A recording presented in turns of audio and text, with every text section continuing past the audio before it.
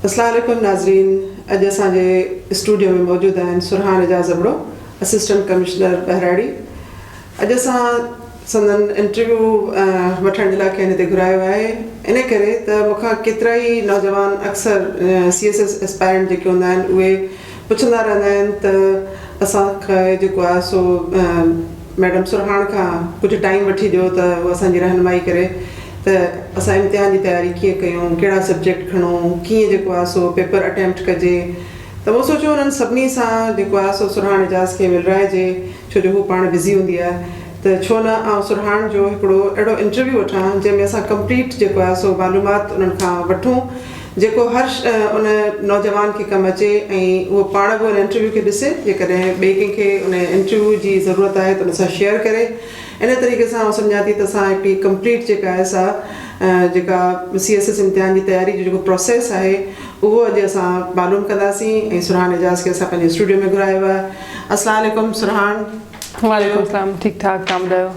आउं चाहींदसि त तव्हां थोरो पंहिंजो तारुफ़ करायो। जी, आउं असिस्टेंट कमिश्नर तालका ॿारड़ी हैदराबाद आहियां, सुरहान एजाज़ अबड़ो, ऐं उन सां गॾु मूं वटि assistant commissioner revenue for commissioner office Hyderabad जो बि चार्ज आहे। ऐं आउं CSS ऑफिसर आहियां। मूं CSS 2016 में क्लियर कयो हो, जंहिंमें मुंहिंजी फर्स्ट अटैम्प्ट में ई जेका एलोकेशन आहे उहा PAS पाकिस्तान एडमिनिस्ट्रेटिव सर्विस या DMG ग्रुप उनखे चवंदा आहिनि उनमें थी वई हुई। Thank you Surhan. पहिरियों मुंहिंजो सवाल तव्हां खां इहो आहे त CSS इम्तिहान जेको आहे ॿियनि कॉम्पिटेटिव इम्तिहाननि खां कीअं मुख़्तलिफ़ आहे? असां हुनखे छो था चऊं त CSS जेको आहे उहो इलाही इम्पॉर्टेंट इम्तिहान आहे? जी, ॾाढो सुठो सुवालु आहे। आई थिंक सभिनी खे ख़बर आहे ऐं वरी आउं रीट्रेट कंदसि इन शइ खे त CSS ॿियनि इम्तिहाननि खां मुख़्तलिफ़ इन करे आहे छो जो हिकिड़े ई टाइम ते साल में हिकिड़ो दफ़ो सॼे पाकिस्तान में इहो टेस्ट थींदो आहे, इहो एग्ज़ाम थींदो आहे। ऐं उन में सॼा जेके बि प्रोविंसिस हूंदा आहिनि सभिनी जा स्टूडेंट्स या एस्पायरेंट्स जेके हूंदा आहिनि उहे पार्टिसिपेट कंदा आहिनि ऐं सभिनी जे लाइ जेको सिलेबस हूंदो आहे उहो सेम हूंदो आहे ऐं सभिनी जा जेके एग्ज़ामिनर्स हूंदा आहिनि उहे बि सिमिलर हूंदा आहिनि, माना जेके पेपर्स जंहिं तरीक़े सां चेक थींदा आहिनि उहे सिमिलर तरीक़े सां थींदा आहिनि। इहो डिफरेंट ईअं आहे कि असां वटि जीअं 4 प्रोविंसिस आहिनि, 4 में उन्हनि जा प्रोविंशियल सिविल सर्विस एग्ज़ाम्स बि थींदा आहिनि, पर ज़ाहिर आहे उन्हनि जो पोइ सिलेबस बि डिफरेंट हूंदो आहे, उन्हनि जो पेपर वठण जो तरीक़ो बि डिफरेंट हूंदो आहे, उन्हनि जो पेपर खे अपीयर थियण जो तरीक़ो डिफरेंट हूंदो आहे। उन में स्टूडेंट्स जी जेका कैपेसिटी कैपेबिलिटी उहा डिफरेंट हूंदी आहे। सो ऑब्वियसली ॿिन्ही में डिफरेंस ईअं आहे कि हू हिकिड़ो फेडरल लेवल जो एग्ज़ाम आहे CSS ऐं जेको PCS हूंदो आहे उहो हिकिड़ो प्रोविंशियल लेवल जो एग्ज़ाम आहे। Thank U. असां पंहिंजे नौजवाननि खे कीअं मोटिवेट कयूं त उहे उन इम्तिहान में अचनि ऐं उनजी इम्पोर्टेंस जेका आहे सा स्पेशली जेके सिंध जा कैंडिडेट आहिनि या सिंध जा जेके एस्पायरेंट आहिनि उन्हनि खे असां कीअं महसूसु करायूं त उहे वधि में वधि अचनि। छो जो मुंहिंजो ख़्यालु इहो आहे त हिकिड़ो नौजवान जेको कंहिं ग़रीब ख़ानदान सां तालुक़ु थो रखे उहो पंहिंजे क्लास खे चेंज करण जे लाइ जेको आहे उहो जेकॾहिं इहो इम्तिहान पास थो करे वठे त हिकिड़ो सुठो सोर्स थी सघे थो। ऐं उन खां अलावा बि जेको आहे सो उनजी ॿी का इम्पोर्टेंस थी सघे थी, ज़ाहिरी ॻाल्हि आहे उहो तव्हां असांखे ॿुधाईंदा त उन जी जेका उहा अलॻि हैसियत आहे उनखे असां कीअं जेको आहे सो सम्झी सघूं था।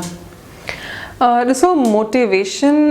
जी त ज़रूरत मुंहिंजे ख़्याल में एग्ज़ाम खे ॾियण लाइ कोन्हे। आई थिंक अगरि तव्हां कंहिं माण्हू खे चवंदा त ही CSS जो एग्ज़ाम आहे ऐं हिन जा ही ग्रुप्स आहिनि जंहिंमें तव्हां एलोकेट थी सघो था ऐं इन जा ही एडवांटेजिस थी सघनि था for the next coming 35 years of your service,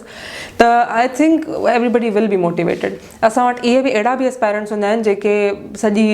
ज़िंदगी ॿाहिरि पढ़ंदा आहिनि, उन्हनि जी एजुकेशन वग़ैरह अपब्रिंगिंग ॿाहिरि हूंदी आहे, but still they want to come back to Pakistan and this is the service या this is the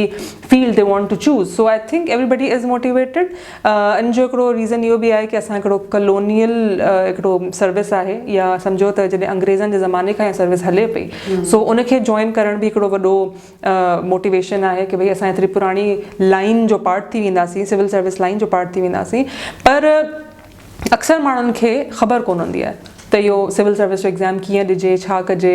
ऐं कहिड़े तरीक़े सां पार्ट थी सघूं था। त उन जे लाइ आई थिंक उन्हनि खे गाइडेंस जी वधीक ज़रूरत आहे। They need guidance more than they need motivation. So उहो कीअं ॾिजे, उहे ॾिसो अकेडमीज़ आहिनि अॼुकल्ह त एॾो दुनिया आहे जंहिंमें तव्हांखे everything is available at your finger tips. So through internet तव्हांखे ऑनलाइन FPSC जी वेबसाइट ते सॼी गाइडेंस मिली वेंदी, तव्हांखे सिलेबस मिली वेंदो। उन खां अलावा अगरि तव्हांखे गाइडेंस मज़ीद खपे त तव्हांखे ऑफिसर सां कनेक्ट थी सघो था। जीअं मूं वटि काफ़ी माण्हू ईंदा आहिनि जेके गाइडेंस लाइ ईंदा आहिनि, उनखे गाइड कंदी बि आहियां जेतिरो मूंखे टाइम अलाउ कंदो आहे। उन खां अलावा तव्हां अकेडमीज़ हाणे खुली वियूं आहिनि। अच्छा, इंटीरियर में जॾहिं तव्हां अपर सिंध में वेंदा त उते तव्हांखे शायदि अकेडमीज़ उन कैलिबर जूं या उहे न मिलनि जेके तव्हांखे गाइड करे सघनि। सो मोस्टली हाणे छा कंदा आहिनि, जेके स्टूडेंट्स हूंदा आहिनि उहे वरी अची वेंदा आहिनि हैदराबाद ऐं कराची, छो हैदराबाद में इलाही सारियूं अकेडमीज़ आहिनि जेके खुली वियूं आहिनि। कराची में त हॉस्टल्स बि खुली वियूं आहिनि। एक्ज़ैक्टली, ऐं स्पेशली फीमेल स्टूडेंट्स लाइ त वधीक हिकिड़ी सुठी ॻाल्हि आहे जो हाणे safe hostels, private hostels available आहिनि जंहिंमें हू हिकिड़े सुठे सेफ एनवायरनमेंट में पंहिंजे गोल ते फोकस करे सघनि थियूं। So this is how guidance can be achieve. उन खां अलावा अगरि तव्हांखे कंहिं सब्जेक्ट लाइ गाइडेंस खपे त internet is a world full of wonders. So I think internet तां बि तव्हां गाइडेंस लाइ वठी सघो था, प्रिपेयर करे सघो था। अच्छा, भला इंटरनेट ते छा अवेलेबल आहे, कीअं जेके आहिनि स्टूडेंट्स पंहिंजा नोट्स ठाहे सघनि था ऐं हिकिड़ी सेल्फ जेकॾहिं प्रिपरेशन घर में वेही जेकॾहिं उहे कनि था ऐं कंहिं अकेडमी खे जॉइन नथा कनि त उहा तयारी जेका आहे सा कीअं थी सघे थी? केतिरे हद ताईं उहा जेको आहे अकेडमी में वञण खां बग़ैर जेको आहे सो घर में सिर्फ़ु इंटरनेट खे इस्तेमालु करे ऐं उतां खां स्टडी करे जेको आहे सो हिकिड़ी सक्सेसफुल तयारी करे सघिजे थी? ॾिसो, पॉसिबल आहे। अगरि तव्हांखे अकेडमी खे न जॉइन करणु चाहियो ऐं तव्हां घर में वेही इंटरनेट जे थ्रू करणु चाहियो त इट्स पॉसिबल डेफिनेटली। बट मुंहिंजे ओपिनियन में अकेडमी इन करे ज़रूरी आहे छो जो उते टेस्ट थींदा आहिनि, हिकु टाइम टेबल फॉलो थींदो आहे, उते तव्हांजी हिकिड़ी अकाउंटेबिलिटी हूंदी आहे कि तव्हांजा टेस्ट आहिनि जेके मार्क थींदा, तव्हांखे फीडबैक मिलंदो। उन सां तव्हां पंहिंजो पाण खे न सेल्फ असेस करे सघो था त आउं अॼु किथे बीठो आहियां ऐं आउं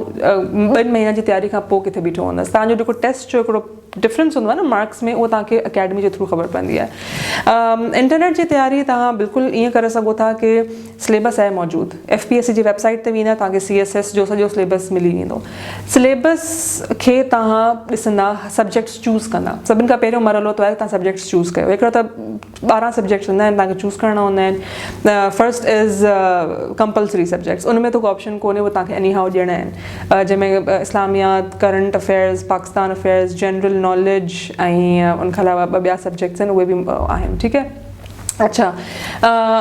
देन देयर कम्स अच्छा एसे आहे उन में कंपल्सरी में ऐं कॉम्पोजिशन भी आहे। ठीक है, तो this makes 6 subjects. Now we come to 6 other subjects. 1200 marks जो एग्ज़ाम है। हाणे तव्हां ॾिसंदा त तव्हां इन्हनि पूरे सिलेबस मां जेके ऑप्शंस अवेलेबल आहिनि, which do you think you will be able to appear in. तव्हां कंहिंमें सुठी पंहिंजी परफॉर्मेंस ॾेखारे सघो था। अगरि तव्हांखे लॻे थो त तव्हां अकाउंटिंग में सुठा आहियो त तव्हां अकाउंटिंग खणो, बट हाउ तव्हां पहिरीं पूरे सिलेबस खे ॾिसंदा, उनखे थॉरली स्टडी कंदा त तव्हां ॾिसंदा त भई छा हिन मां अगरि को क्वेश्चन अचे थो त तव्हांजो पहिरीं बैकग्राउंड में तव्हां उहो स्टडी करे चुका आहियो। ईअं न हुजे की तव्हां डॉक्टर आहियो फॉर एग्ज़ाम्पल ऐं तव्हां अकाउंट्स खणो जंहिंमें तव्हांखे का नॉलेज कोन्हे, उनमें तव्हांखे ज़ाहिर वधीक महिनत लॻंदी, तव्हांजो बैकग्राउंड कोन हूंदो ऐं शायदि तव्हां उनमें एतिरो 6-8 महीननि में तयारी न करे सघो। सो तव्हां जंहिं शइ में ग्रेजुएशन कई आहे, तव्हांखे सिलेबस मां जंहिं शइ खे लॻे त तव्हां अपेयर थी सघो था, तव्हां उन तरीक़े सां पंहिंजो चूज़ कंदा। उन खां पोइ तव्हां छा कंदा त U search on Google for example या कंहिं वेबसाइट ते वञी तव्हां सिलेबस जे हवाले सां जेको बि टॉपिक हूंदो उनखे टाइप कयो, तव्हांखे जेका इन्फॉर्मेशन मिले थी तव्हां उनजा नोट्स ठाहियो। पर once again now you come to कि तव्हांजा नोट्स सही ठहियल आहिनि की कोन ठहियल। How would you know that? उहो तव्हांखे ॿुधाईंदो तव्हांजे अकेडमी में तव्हां जेको गाइडेंस ॾियण वारो टीचर हूंदो या को बि अहिड़ो माण्हू हूंदो, who will obviously be available only at the academy, छो जो उहो उनजो कमु हूंदो हुते त तव्हांखे गाइडेंस ॾियणु त तव्हां सही कमु कयो पिया या कोन पिया कयो, तव्हां सही डायरेक्शन में आहियो की कोन पिया वञो। डायरेक्शन डिटर्मिन करण लाइ अकेडमी इज़ वेरी इंपॉर्टेंट। इन मतिलबु तव्हांजो जेको आहे सो चवण जो मक़सदु इहो आहे त नौजवाननि खे जेकॾहिं सही गाइडेंस वठणी आहे त उहे अकेडमी जॉइन कनि, छो जो हुनजो एतिरो घणो टाइम बि कोन हूंदो आहे। मुंहिंजे ख़्याल 3 महीननि में तयारी थींदी आहे। जेको बैच हूंदो आहे, बैच यूजली 3 खां 4 महीननि जो हूंदो आहे, पर तयारी त तव्हां डिपेंड थो करे त तव्हां पाण केतिरी था कयो। यूजली बैचिस 3 to 4 मंथ्स हूंदा आहिनि। अच्छा, हींअर तव्हां सब्जेक्ट्स जी ॻाल्हि पई कई त कुझु माण्हू चवंदा आहिनि या कुझु जेके आहिनि से ऑफिसर्स जॾहिं गाइड पिया कंदा आहिनि त उहे एस्पायरेंट्स खे इहा ॻाल्हि चवंदा आहिनि त हीअ जेके आहिनि से स्कोरिंग सब्जेक्ट आहिनि ऐं हीअ जेके आहिनि से नॉन स्कोरिंग आहिनि। त इन स्कोरिंग ऐं नॉन स्कोरिंग जो मतिलबु छा हूंदो आहे? Scoring and non-scoring subjects is a myth. Why? Because there is nothing like अॼु हिन साल कोई हिकिड़ो सब्जेक्ट आहे जंहिंमें ओवरऑल मार्क्स सुठा अची विया प्रोबेशनर सॉरी एस्पायरेंट्स जा त थी सघे थो अॻियां साल उहो हिट थी वञे ऐं उनजा मार्क्स सुठा न अचनि त उन सां को फ़र्क़ु नथो पए nothing is scoring for somebody who has not prepared for it को अहिड़ो स्टूडेंट जेको प्रिपेयर्ड सुठो न हुजे ऐं उहो इहो ॿुधी करे माण्हुनि खां त भई स्कोरिंग आहे की अहिड़े माण्हू जंहिं सुठी तयारी कई हुजे उन मार्क्स में सुठा अची विया उन खां ॿुधी उहो सब्जेक्ट खणी थो वठे त भई स्कोरिंग आहे उन लाइ त स्कोरिंग कोन हूंदो जे तयारी न कई हुजे सो स्कोरिंग ऐं नॉन स्कोरिंग जो डिफरेंस इहो ई आहे की जंहिंजी तयारी सुठी हूंदी यूजली पोइ छा थींदो आहे की सभु क्वेश्चन्स अहिड़ा अची वेंदा आहिनि कॾहिं इतफ़ाक़ थींदो आहे त को अहिड़ो सब्जेक्ट हिट थी वेंदो आहे जंहिंजा आउट ऑफ सिलेबस अची वञनि या अहिड़ा ॾुखिया सवाल अची वञनि जो स्टूडेंट्स थोरा परेशान थी वेंदा आहिनि पर अगरि तव्हांजी तयारी थोरोली थियल हूंदी त तव्हां उन्हनि ॾुखियनि सवालनि खे बि अटैम्प्ट करे सघो था त आई थिंक इहो मिथ आहे scoring non scoring I don't believe in it अच्छा भला हिन इम्तिहान में जॾहिं को शागिर्द वेहे थो या एस्पायरेंट वेहे थो त उन जी क्वालिफिकेशन या उन जी जेको आहे सो एज वग़ैरह उन जूं जेके शर्तूं आहिनि उहे कहिड़ियूं हुजणु खपनि या मतिलबु उन जो क्राइटेरिया जेको बि हुजणु खपे उन जे बारे में असांखे ॿुधायो त जीअं उहा बि नौजवाननि खे ख़बर हुजे त हा हीअ जेके उन जो क्राइटेरिया आहे उन ते हू पूरा रहनि था ऐं तव्हांखे कुझु ॿ टे क्राइटेरिया त ॿुधाए सघां थी जेके इलाही इंपॉर्टेंट आहिनि उनखां अलावा जेके क्राइटेरिया आहिनि उहे तव्हांखे FPSC जी वेबसाइट ते मिली सघनि था ईज़िली या जेॾी महिल CSS जो एग्ज़ाम जेको हूंदो आहे उहो थींदो पियो आहे सर्कुलेट थींदो पियो आहे थ्रू एडवर्टिज़मेंट्स इन मीडिया त ओॾी महिल उहे क्राइटेरिया सभु पब्लिश थींदा आहिनि so the criteria is 30 years of age हुजणु खपे तव्हां 30 years खां घटि हुजणु खपो अच्छा and if you have been in government service for at least 2 years त तव्हांजी एज लिमिट एक्सीड थी सघे थी टू 32 तव्हां अगरि गवर्नमेंट सर्विस जो पार्ट आहियो कुझु टाइम खां त तव्हां 32 years ताईं ॾेई सघो था अच्छा सेकेंडली तव्हांखे ग्रेजुएट हुजणु खपे it's a graduate level exam ज़रूरी कोन्हे की तव्हांजी का मास्टर्स थियल हुजे या PhD थियल हुजे अगरि तव्हांजी बैचलर्स बि थियल आहे त तव्हां उनमें पार्टिसिपेट करे सघो था आई थिंक इनमें हिकिड़ी ॿी क्राइटेरिया आहे की तव्हांजो एटलीस्ट 2nd डिवीज़न में तव्हां पास थिए कयो हुजे ग्रेजुएट जो एग्ज़ाम तव्हां 3rd डिवीज़न में न हुजो सो these are sum of the few requirements जेके हुजणु खपे अच्छा सुराना हाणे असांखे इहो ॿुधायो त अक्सर जेके आहिनि से नौजवान इहो सोचींदा आहिनि त शायदि असांखे हिन इम्तिहान जी तयारी कराइण जे लाइ या मतिलबु इम्तिहान में अपियर थियण जे लाइ असांखे घटि में घटि 1 साल जो जेको आहे सो अरसो ज़रूरी आहे त असां तयारी कयूं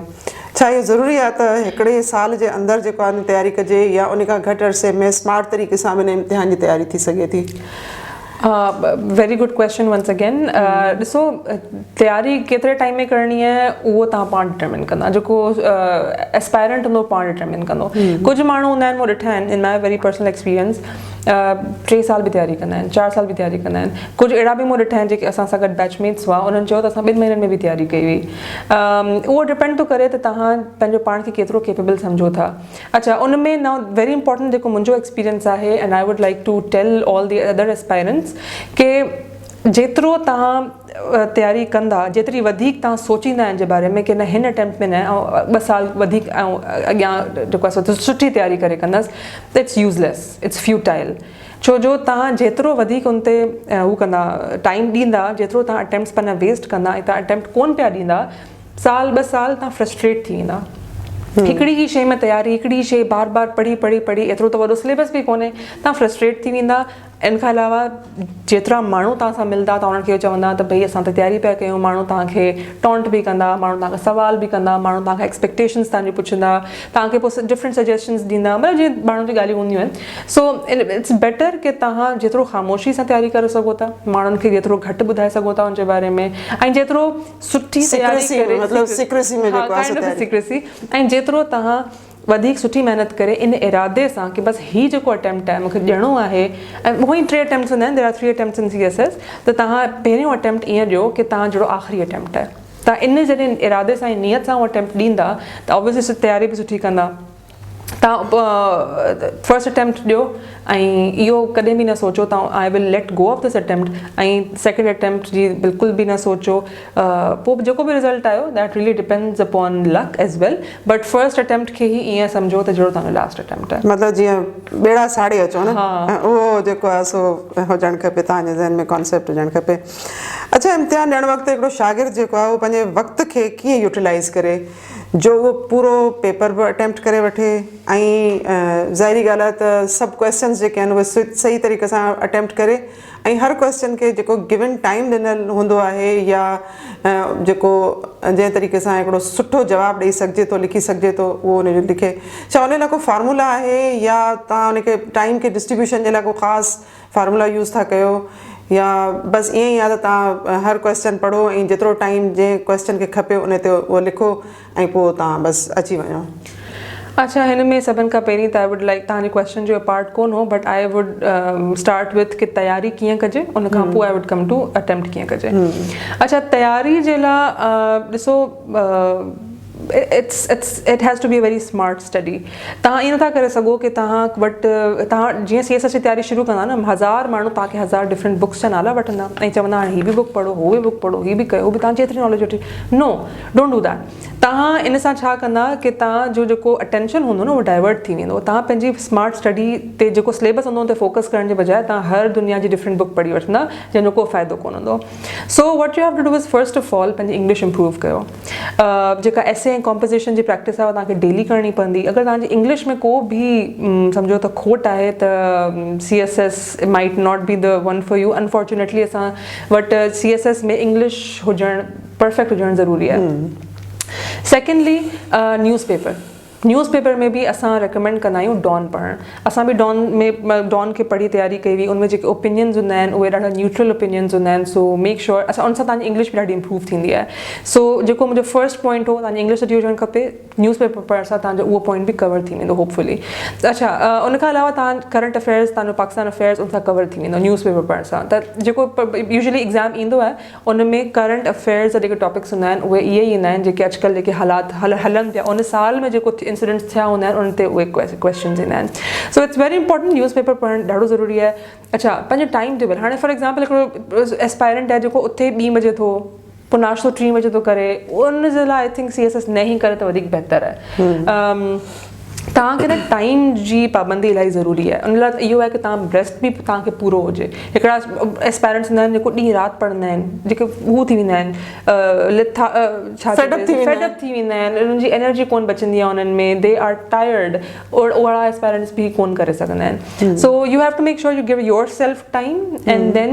your studies time as well तव्हांजो हिकिड़ो प्रॉपर टाइम टेबल ठहियलु हुजणु खपे जॾहिं असां पढ़ंदासीं त असां त बाक़ाइदा पंहिंजो टाइम टेबल बाइफर्केट करे टाइम असांखे अॼु ही सब्जेक्ट करिणो आहे ही अॼु हिन जा नोट्स ठाहिणा आहिनि अॼु हिन जी क्लास उन सां गॾु तव्हांजो अगरि तव्हां अकेडमी जॉइन कयो या त क्लासिस बि हूंदियूं आहिनि so you have to give time to everything सुबुह जो 8 बजे उथंदा हुआसीं सभिनि खां पहिरियों कमु न्यूज़पेपर पढ़णो हूंदो आहे उन खां अलावा सॼो ॾींहुं तव्हांखे पंहिंजो वेस्ट कोन्हे करिणो make sure that you follow your time table ठाहिणु इज़ नॉट द डिफिकल्ट उनखे फॉलो करणु is the actual thing right अच्छा and also make sure that you sleep by 10 or 11 maximum छो जो तव्हां पंहिंजी सॼी एनर्जी सॼो ॾींहुं यूटिलाइज़ कंदा you need to have a good night sleep in order to wake up back early in the morning at 8 AM so these are some things that you need to do in order to prepare for the exam. Now, how do you attempt the exam? जेको तव्हांजो question हो attempt जे लाइ तव्हां 3 hours हूंदा आहिनि ऐं जेको questions हूंदा आहिनि 5 क्वेश्चन करणा हूंदा आहिनि उन्हनि 5 मां तव्हांजो जेको पहिरियों क्वेश्चन हूंदो आहे उहो MCQs हूंदो आहे MCQs लाइ यूजली तव्हां वटि 1/2 कलाक हूंदो आहे सो द पैटर्न इज़ कि 1/2 कलाक MCQs ऐं बाक़ी 2.5 कलाक तव्हां बाक़ी 4 जेके हूंदा आहिनि सवाल बट इहो न सम्झिजो कि तव्हांखे MCQs खे 1/2 कलाक ई ॾियणो आहे असां छा कंदा आहियूं त MCQs खे विदिन 5 minutes करे छॾींदा आहियूं तव्हांखे ईअं तयारी करणी आहे त तव्हांखे MCQs जी जेको आहे न फौरन तव्हांखे आंसर हाणे ॾिसो तव्हांखे जंहिं MCQ जो जवाबु नथो अचे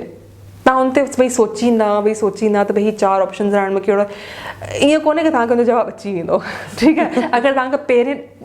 पढ़ण सां ई कोन आयो न तव्हांखे जवाबु आख़िर ताईं कोन ईंदो so what you have to do is तुको हणो जंहिंजो अचे थो उनजो त तव्हां सही लिखो जेको नथो अचे उन तुको हणी 5 मिंटनि में उनखे करे पोइ बाक़ी जेके 3 hours तव्हां 2 hours and 55 minutes तव्हां वटि जेके बचिया आहिनि ऑलमोस्ट 3 आवर्स उन्हनि खे पोइ तव्हां बाक़ी 4 सवालनि में डिस्ट्रीब्यूट कयो एंड मेक श्योर दैट तव्हां 40 मिनट्स खां वधीक हर सवाल ते न स्पेंड कयो, छो जो उन में तव्हांखे पोइ उन सवाल खे लिखण जवाब खे लिखण जो बि हिकिड़ो तरीक़ो आहे। हिकिड़ी पहिरीं इंट्रोडक्शन हूंदो, पोइ उनजी बॉडी हूंदी, उनमें तव्हांजी रीज़निंग हूंदी, तव्हां अग्री था कयो, तव्हां डिसअग्री था कयो, रीज़न्स, तव्हांजे सोल्यूशंस फॉर एग्जांपल जीअं तरह जो सुवाल आहे, उनखां पोइ एंड में कंक्लूजन। सो तव्हांखे हिकिड़े फॉर्मेट जे तहत उनखे ॾियणो आहे, हैप हैज़र्ड तरीक़े सां तव्हांखे बसि लिखणो कोन्हे, मतिलबु उन हेडिंग्स वग़ैरह सभु हेडिंग्स मेक श्योर तव्हांजी सुठियूं हुजनि लिखियल, तव्हांजी लेजिबल हैंड राइटिंग हुजे, ऐं तव्हां जेको लिखो उहो टू द पॉइंट लिखो, तव्हां सवाल खां ॿाहिरि निकिरी करे फज़ूल ॻाल्हियूं न कयो। ॾिसो ही बोर्ड जो एग्ज़ाम कोन्हे जिते तव्हां जेतिरो लिखंदा तव्हांजो मार्क्स सुठा ईंदा, न लिखो भले वधीक, no issues, but within time limit ऐं टू द पॉइंट। हिते CSS जे एग्ज़ाम में द एग्ज़ामिनर या द जेको चेक थो करे तव्हांजो पेपर उहो पढ़ंदो आहे,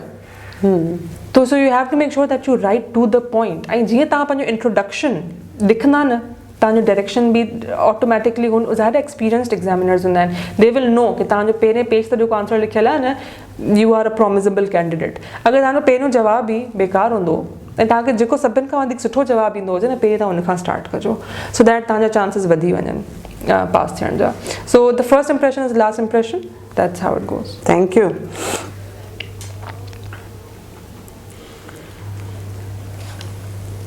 अच्छा, अक्सर इहो पुछियो वेंदो आहे त केतिरो टाइम लॻाइजे, त पर तव्हां जेको पंहिंजे एक्सपीरियंस मां या तव्हां पंहिंजी सिस्टर जे एक्सपीरियंस मां जेको हिकिड़ो कंक्लूजन कढी सघो था, त अंदाज़न हिकिड़े जेको आहे सो एस्पायरेंट खे घटि में घटि केतिरो जेको आहे सो टाइम लॻाइणु खपे त हिकिड़ो एवरेज स्टूडेंट जेको आहे उहो इम्तिहान खे पास करण जी जेका आहे सा सलाहियत पंहिंजी वधाए सघे? ॾिसो, हिकिड़ो एवरेज स्टूडेंट डिपेंड थो करे त उहो पंहिंजो पाण खे कीअं असेस थो करे। Like I have already said कि अगरि तव्हांखे लॻे थो त तव्हां ॾाढा इंटेलिजेंट, ॾाढा सिलेबस बि तव्हां ॾिसी वरितो आहे, you don't need any other kind of help, तव्हांखे सिर्फ़ु नोट्स ठाहिणा आहिनि and you need two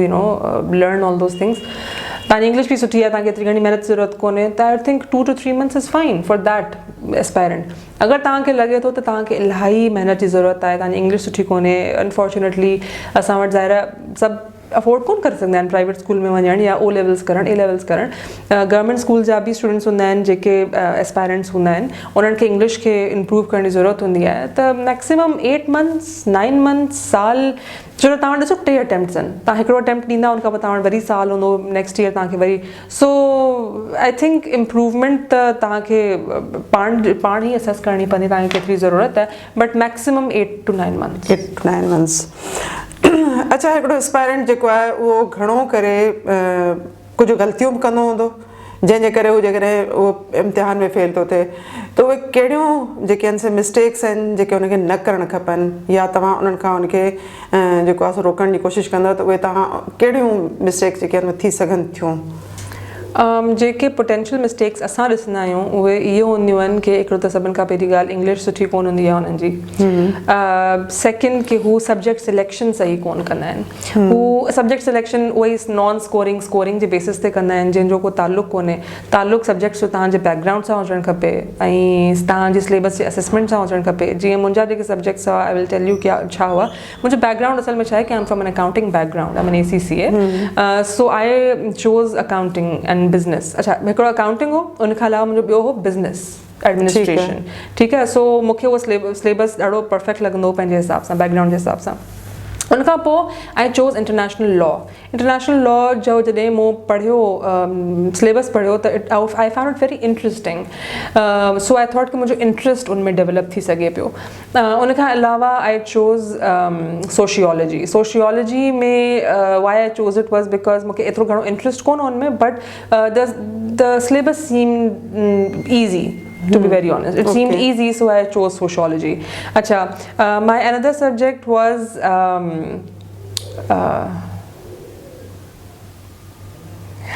kehdo subject ho? Hello, ठीक है। I don't remember the other subject, but जेके भी मूं सब्जेक्ट्स चूज़ कया इन बेसिस ते कया हुआ कि मुंहिंजो इंट्रस्ट हुजे या उहो मूंखे ईज़ी लॻे, so that's how I chose my subjects. मां इहे जेके कॉमन मिस्टेक्स हूंदियूं आहिनि यूजली इहे ई हूंदियूं आहिनि। अच्छा उनखां अलावा मिस्टेक इहा हूंदी आहे कि मोस्टली स्टूडेंट्स टाइम मैनेज कोन करे सघंदा आहिनि या प्रिपरेशन में कान का अहिड़ी छॾे या त पोइ इलाही कुझु घणी प्रिपरेशन करे छॾींदा आहिनि इलाही बुक्स पढ़ी छॾींदा आहिनि या त पोइ फोकस्ड स्टडी कोन कंदा आहिनि कंफ्यूज़्ड हूंदा आहिनि इलाही माण्हुनि खां गाइडेंस वठण जी कोशिशि कंदा आहिनि त असां हाणे हीअ बि जेतिरो घणो गाइडेंस वठंदा न ओतिरो घणो तव्हां कंफ्यूज़ थींदा छो जो every this is my opinion right if you want to follow it okay somebody else is going to give you another opinion तव्हां जेतिरनि माण्हुनि खां opinions for you usually शुरू में मूं बि इहा ग़लती कई हुई मूं कुझु ऑफिसर्स खां opinion वठण जी कोशिशि कई but I thought that's not suitable for me हू जेको मूंखे चवनि पिया नथी करे सघां त पोइ मूंखे थोरो फील थींदो कि शायदि आउं ग़लति पई कयां but then I was like no I'll take the reins in my own hands and I'll do whatever I like पास थियसि त ठीकु आहे न थियसि त whatever बसि मां पंहिंजे हिसाब सां तयारी कई हुई मतिलबु इम्तिहान खे ज़िंदगी मौत जो मसइलो न ठाहिजे इम्तिहान जी तयारी इम्तिहान वांगुरु कजे ऐं कंफ्यूज़ थियण खां बग़ैर आराम सां जेको आहे उन जी तयारी कजे 3 साल हिकिड़े एस्पायरेंट मौजूदु हूंदा आहिनि ऐं जेकॾहिं उहो पंहिंजे गिवन टाइम में 3 अटेम्प्ट करे हिन इम्तिहान खे पास करे सघे थो त आराम सां करे सघे थो मुंहिंजो ॿियो सब्जेक्ट मुंहिंजो US हिस्ट्री हो US हिस्ट्री हो मुंहिंजो सब्जेक्ट मूं इन करे चूज़ कयो because I found it very interesting असांखे यूजली सभु माण्हू सजेस्ट कंदा हुआ कि ब्रिटिश हिस्ट्री या जेका सब कॉन्टिनेंट जी हिस्ट्री आहे उहा खणो बट मूंखे उहा कोन वणंदी हुई I could not produce interest in it so US history I was very much interested in it त इन करे मां US हिस्ट्री खई हुई ओके अच्छा सुराण हिकिड़ो ॿियो इंट्रस्टिंग सुवालु आहे ऐं मूंखे हुन ते ॾाढी खिल बि ईंदी आहे अक्सर जेके मूंखां जॾहिं नौजवान पुछंदा आहिनि त मैडम असां वञूं पिया जेको आहे सो SCSS जी तयारी करणु असांखे ॿुधायो त भला पंहिंजे जेको आहे सो शहर में जेके अकेडमीज़ आहिनि उतां हुननि जी तयारी वधीक बहितर थी सघे थी या असांखे लाहौर वञणु खपे त इन जे बारे में तव्हां जवाबु ॾियो त वधीक बहितर आहे ॾिसो लाहौर जो अकेडमीज़ वाक़ई सुठियूं आहिनि इस्लामाबाद जो अकेडमीज़ वाक़ई सुठियूं आहिनि नो डाउट अबाउट दैट अगरि तव्हां उते वेंदा त तव्हांखे शायदि एक्सपोजर बि मिले ऐं तव्हांखे ॿियनि सुठनि एस्पायरेंट्स सां मिलण जो मौक़ो बि मिले बट असां त सिंध मां ई तयारी कई हुई असां बि हैदराबाद मां असां त कराची बि कोन वियासीं इट रियली डिपेंड्स असां अहिड़ा बि एस्पायरेंट्स ॾिठा आहिनि जेके पंजाब विया 3 अटेम्प्ट्स क्लियर कोन करे सघिया असां अहिड़ा बि ॾिठा आहिनि जिन हैदराबाद मां तयारी कई या लाड़काणे मां तयारी कई या फॉर एग्जाम्पल ॿिए कंहिं शहर मां तयारी कई ऐं उहो पहिरें अटेम्प्ट में पास बि थी विया या कंहिं अकेडमी ई कोन जॉइन कई उहो घर वेही तयारी कई उन बि पहिरें अटेम्प्ट में पास करे वरितो सिंध जा एस्पायरेंट्स हुआ त अकेडमी सां नथो एतिरो घणो डिफरेंस पए अगरि पवंदो ॿुधो त 10% हार्डली पवंदो हूंदो तव्हांजी पंहिंजी महिनत ते डिपेंड थो करे तव्हां पंहिंजो पाण खे कीअं असेस था करे सघो उहो उन ते डिपेंड थो करे ऐं तव्हांखे केतिरी सुठी गाइडेंस थी मिले उन हिसाब सां उन ते डिपेंड थो करे so it does not really matter अच्छा हाणे हिकिड़ो जीअं तव्हां पहिरीं पंहिंजे जवाब में हिकिड़े में चई आहियो त इंग्लिश तमामु घणी जेका आहे सा इम्पॉर्टेंट आहे हिन एग्ज़ाम में वेहण जे लाइ त हलो उहा त ॻाल्हि थी वई पर हिकिड़ो नौजवान जंहिंजी इंग्लिश एतिरी सुठी कोन्हे ज़ाहिरी ॻाल्हि आहे त हर स्टूडेंट जो हर एस्पायरेंट जो डिफरेंट बैकग्राउंड हूंदो आहे ऐं जेकॾहिं उहो चाहे थो त आउं अकेडमी में वञण खां बग़ैर जेकॾहिं आउं घर में वेही पंहिंजी इंग्लिश इम्प्रूव कयां त उन जे लाइ कहिड़ो फॉर्मूलो थी सघे थो इंग्लिश इम्प्रूव करण जे लाइ इलाही मेथड्स आहिनि ॾिसो अॼुकल्ह त यूट्यूब ते न सभु क्लासिस अवेलेबल आहिनि so U can self assess your self तव्हां प्रैक्टिस करे सघो था तव्हां क्लासिस वठी सघो था इंग्लिश जूं उनखां अलावा इलाही सारा बुक्स अचनि था जीअं तव्हांखे बि ख़बर आहे त PACC जीअं बुक्स हिकिड़ी एक्सरसाइज़ बुक्स हूंदियूं आहिनि जंहिंजे थ्रू ग्रामर वग़ैरह इम्प्रूव करण लाइ पढ़ाईंदा आहिनि उअं ई जेके बुक्स आहिनि ऑक्सफर्ड प्रेस जा या लोकल बुक्स उहे अवेलेबल आहिनि तव्हां कंहिं बि किताब घर वञी सघो था ऐं उते तव्हां हासिल करे सघो था उन्हनि बुक्स खे पर उहे बुक्स मेक श्योर कजो कि उहे ईअं हुजनि कि ईज़ी ग्रेजुएट लेवल जा ई बुक्स हुजनि हिकिड़ा एडवांस्ड बुक्स बि ईंदा आहिनि जेके टोफिल ऐं आइल्स जे लाइ हूंदा आहिनि उन्हनि खे पढ़ण जी ज़रूरत कोन्हे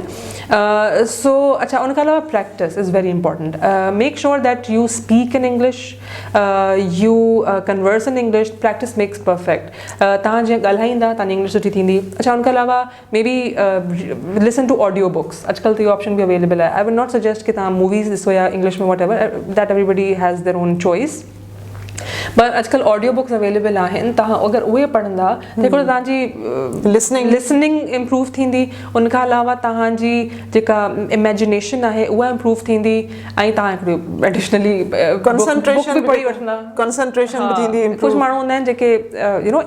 छा हूंदो आहे कि असां वटि एतिरो घणो ट्रेंड कोन्हे पर वेस्ट में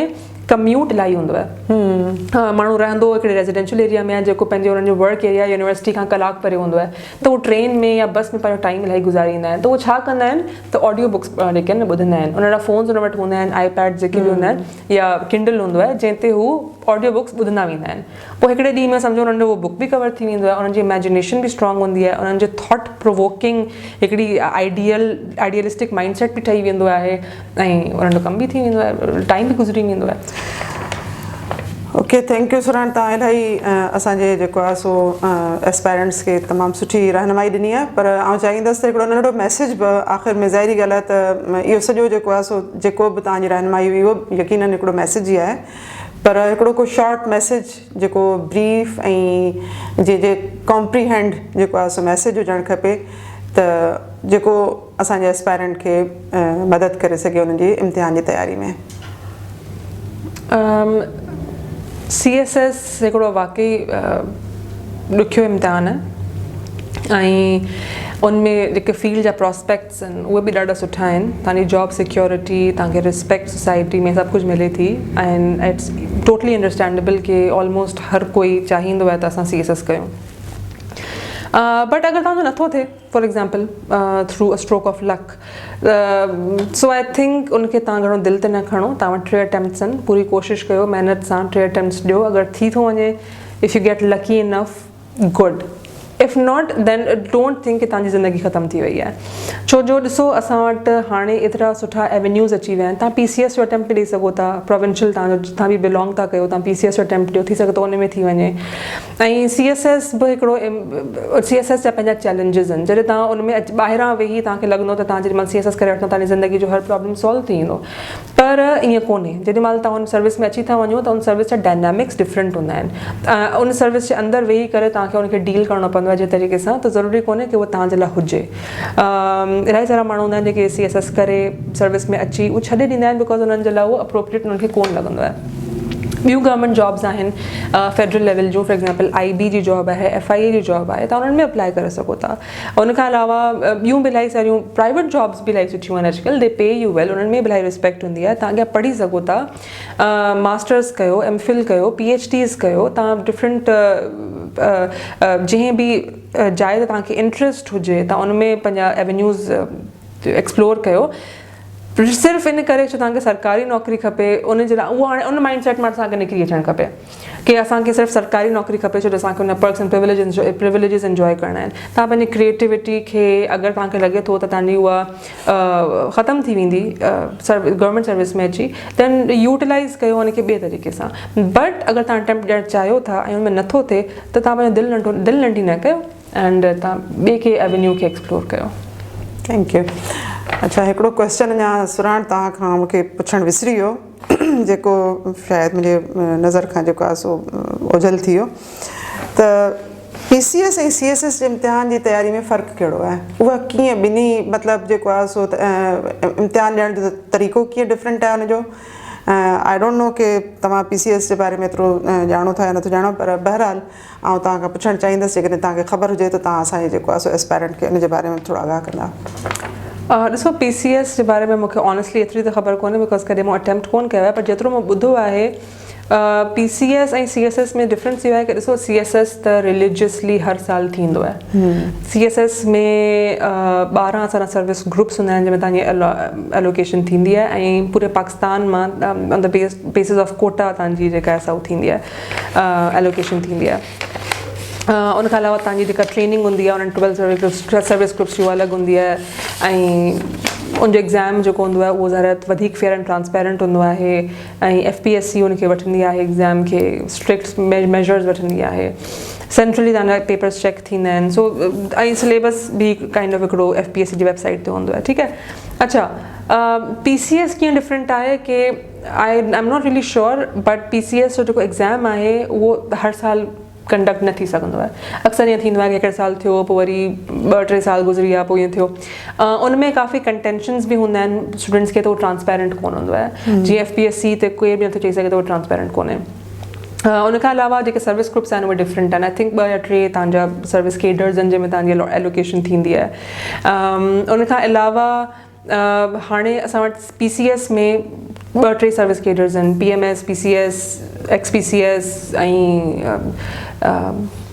PSS आई बिलीव। त उहे सर्विस ग्रुप्स डिफरेंट आहिनि। त प्रोविंशियल लेवल जो जेतिरो बि सिस्टम आहे उहो थोरो मुख़्तलिफ़ आहे। सिलेबस जे हवाले सां जेॾीमहिल था ॾिसंदा त सिलेबस काइंड ऑफ सिमिलर आहे, उन्हनि बि शायदि FPSC जे सिलेबस जे उन ते ई खयो आहे, पर आई थिंक प्रोविंशियल जेके लैंग्वेज आहे असांजी Sindhi, I think it's compulsory, I am not exactly sure, but I think ईअं आहे कि सिंधी कंपलसरी आहे हुन में। ऐं एग्ज़ाम जो तरीक़ो जेको आहे न उनखे चेक करण जो तरीक़ो, आई थिंक उहो थोरो डिफरेंट आहे। त I am not exactly sure, but I think I don't know कि पेपर जेको आहे उन सिमिलर तरीक़े सां थो अचे या उन में बि को फ़र्क़ु आहे। पेपर त सिमिलर तरीक़े सां, MCQs बि आहिनि ऐं उहे साॻा 4 सवाल तव्हांखे करणा आहिनि, बट ऑब्वियसली क्वेश्चन कहिड़ी नोयत जा आहिनि उनजो स्टूडेंट्स लाइ क्राइटेरिया सेम आहे, स्टूडेंट्स लाइ क्राइटेरिया सेम आहे। आई थिंक एज जो को क्राइटेरिया डिफरेंट आहे, बट आई थिंक तव्हांखे PCS जी सिंध गवर्नमेंट जी वेबसाइट ते तव्हांखे इंफॉर्मेशन मिली वेंदी हुनजी। थैंक यू सो मच सुरहान, तव्हां असांजे एस्पायरेंट खे जेको आहे सो तमामु सुठी ॼाण ॾिनी, उन्हनि खे इम्तिहान में कीअं वेहिजे, कीअं पेपर अटैम्प्ट कजे, कहिड़ा सब्जेक्ट खणजनि, ऐं उन खां अलावा तव्हांखे तयारी जे लाइ केतिरो टाइम वठणु खपे, या जेकॾहिं तव्हां इन इम्तिहान में पास नथा थी सघो त तव्हां वटि ॿिया कहिड़ा जेके आहिनि से एवेन्यूज़ आहिनि जिन खे तव्हां एक्सप्लोर करे सघो था। उमेदु आहे त हीअ इंटरव्यू तव्हां सभिनी जेके CSS एस्पायरेंट हूंदा उन्हनि खे तमामु घणो कमु ईंदो, तव्हां सभिनी जी ॼाण जे लाइ तमामु घणो जेको आहे सो कराइतो साबित थींदो। इन उमेद सां तव्हां सभिनी खां आउं इजाज़त थी वठां, ऐं हीअ इंटरव्यू असांजे YouTube ते तव्हां ॾिसी सघो था। उन खां अलावा जॾहिं असांजो हमसरी मैगज़ीन डिसंबर जो शाया थींदो त असां उते बि शाया कंदासीं। इहो हिकिड़ो डॉक्यूमेंट हूंदो, हीउ तमामु घणो इम्पॉर्टेंट इंटरव्यू मूं इन ई जेको आहे सो नियत सां वरितो आहे त असांजे शागिर्दनि खे वधि खां वधीक जेको आहे सो मालूमात मिली सघे ऐं रहनुमाई मिली सघे। अल्लाह हाफ़िज़।